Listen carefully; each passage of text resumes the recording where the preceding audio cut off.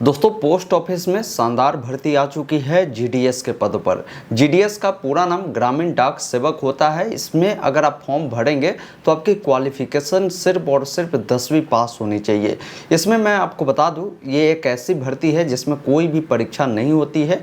जो आपके 10वीं में नंबर होते हैं उस नंबर के आधार पर इसमें सिलेक्शन प्रोसीजर किया जाता है। मैं इस वीडियो में पूरी जानकारी बताऊँगा कि कैसे जीडीएस भर्ती का फॉर्म आपको फिल करना है, क्योंकि ये भर्ती शानदार भर्ती इसलिए है क्योंकि 44,228 पदों पर बहाली है और सिर्फ 10वीं पास के लिए है। इस वीडियो को अंत तक देखिए, पसंद आए तो इसे लाइक और शेयर जरूर कीजिएगा। ऐसे लगातार अपडेट के लिए चैनल को सब्सक्राइब कीजिए ताकि आगे भी इस प्रकार के जो भी अपडेट होगा मिलता रहेगा। और हमारे साथ व्हाट्सएप चैनल टेलीग्राम से जुड़िए ताकि जो भी अपडेट होगा मैं वहाँ भी देने का काम करता हूँ। आइए फिलहाल स्क्रीन पर चलते हैं, बताते हैं पोस्ट ऑफिस जीडीएस भर्ती का फॉर्म कैसे फिल करना है।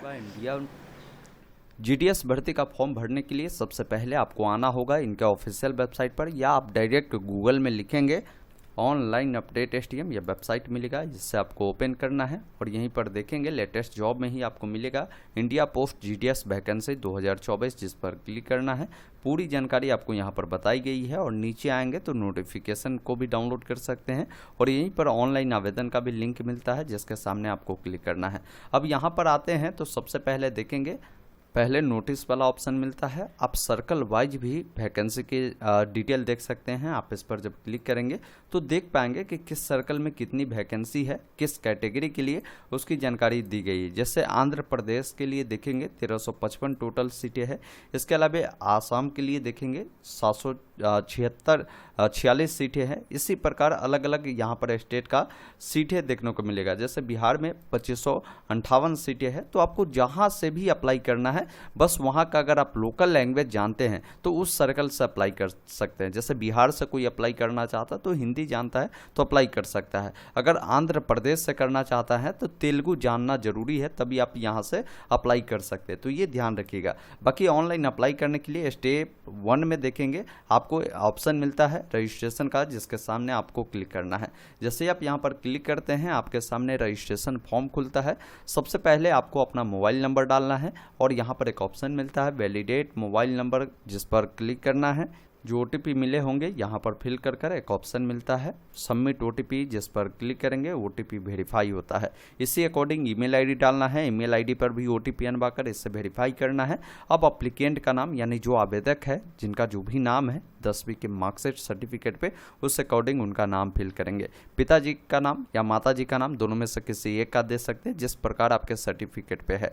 डेट ऑफ बर्थ के लिए यहाँ पर आपको कैलेंडर मिल जाएगा। जो भी आपका साल होगा, जो भी महीना होगा और जो भी आपका डेट होगा उससे चयन करेंगे। इस प्रकार ये चयन होगा। बाकी जेंडर आपका मेल या फीमेल है, लड़का है तो मेल, लड़की है तो फीमेल, आप यहाँ से चयन करेंगे। बाकी जो भी आपका कैटेगरी होगा आप कैटेगरी यहाँ से चयन करेंगे। बाकी यहाँ पर आपसे पूछा गया है कि आप जो है कहाँ से 10वीं उत्तीर्ण किया है, उस राज्य का नाम चयन करेंगे।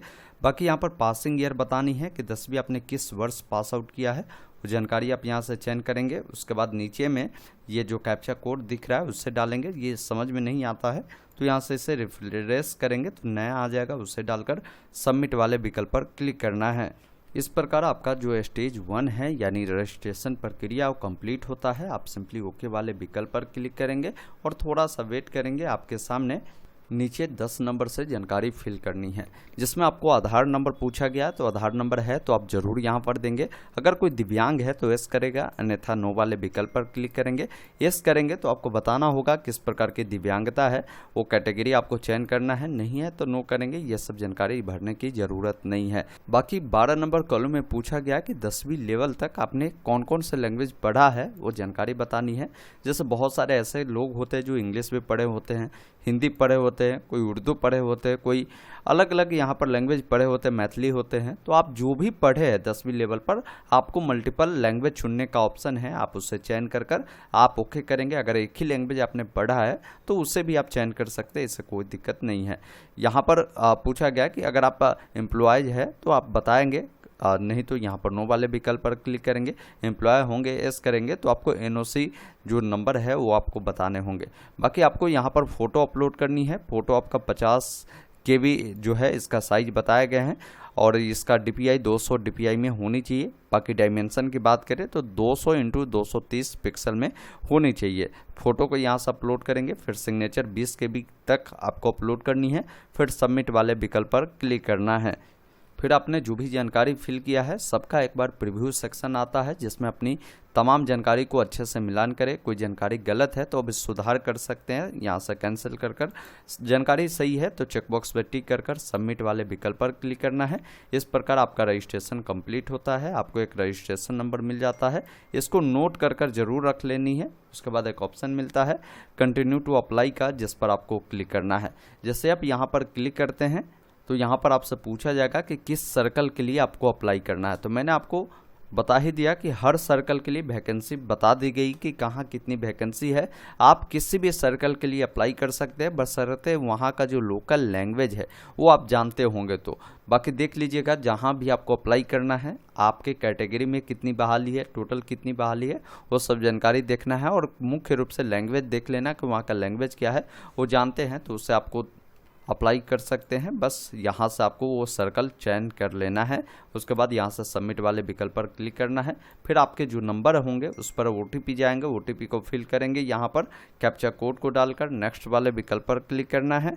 बाकी आपने जो जानकारी फिल किया है ऊपर में देखने को मिलेगा। अब यहाँ पर एड्रेस डिटेल में जो भी आपका कम्युनिकेशन एड्रेस है, कम्युनिकेशन एड्रेस का मतलब ये होता है कि जब जहाँ भी अभी आप रह रहे हैं वो एड्रेस देना है। जैसे डोर, हाउस, अपार्टमेंट नंबर जो भी है आप देंगे, स्ट्रीट बताएंगे, जो भी विलेज है, जो भी आपका पंचायत है वो बताएंगे, पिन कोड बताएंगे। बहुत सारे ऐसे लोग होते हैं उनका ये करस्पॉन्डेंस एड्रेस यानी कम्युनिकेशन एड्रेस परमानेंट दोनों सामान्य होता है। तो इस चेकबॉक्स पर टिक करिएगा, दोनों फिल होगा। अलग अलग है तो अलग अलग जानकारी को फिल करनी है। फिर आपको नीचे आना है, क्वालिफिकेशन की डिटेल में आपको बताना है कि 10वीं आपने जो है किस बोर्ड से पास आउट किया है, बोर्ड का नाम मिलता है और ब्रैकेट में मार्क्स भी बताए गए हैं। जैसे बिहार बोर्ड में भी पहले क्या होता था कि 800 मार्क्स के एग्जाम होते थे, अभी 500 का होता है। तो जो 500 वाला है तो Bihar school examination board Patna bracket में 500 लिखा है। तो आपका जो भी बोर्ड होगा भाई मेरे, उसको यहाँ से खोज लेना है। उसके बाद बताना है रिजल्ट टाइप। तो रिजल्ट टाइप आपके स्टेट में जो भी होगा, मार्क्स, ग्रेड, तो वो आपको यहाँ पर शो करेगा। जहाँ पर मार्क्स हो रहा है तो मार्क्स ही यहाँ पर शो करता है।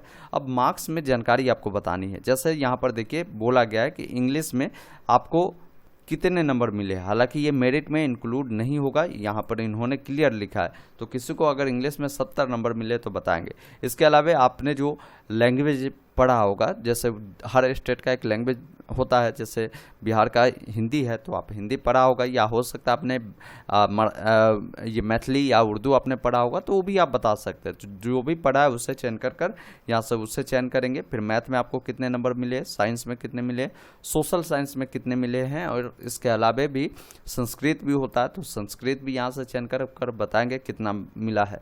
इस प्रकार मार्क्स को आपको ऐड करनी है। उसके बाद एक ऑप्शन मिलता है सेव एंड कंटिन्यू का, जिस पर क्लिक करना है।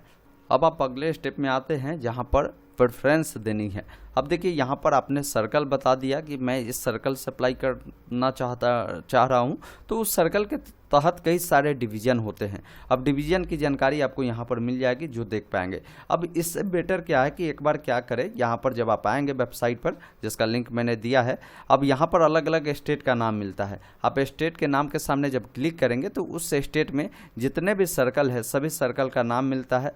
आप जिस सर्कल के बारे में भी जानकारी चाहते हैं, जैसे मान लीजिए आपको जहाँ का भी देखना है, तो यहाँ से सिर्फ एक बार उस सर्कल का नाम यहाँ से चयन करिएगा और व्यू पोस्ट पे जब क्लिक करेंगे तो आपको उसकी जानकारी मिल जाएगी कि उस सर्कल में कहाँ पर कितनी वैकेंसी है, वो जानकारी मिल जाएगी और किस कैटेगरी के लिए। जैसे यहाँ पर देखिए एक औरंगाबाद जो है, औरंगाबाद में ये जो पोस्ट ऑफिस का नाम बता रहा है, यहाँ पर जो वैकेंसी है ये दिव्यांग के लिए है 1 सीटों पर।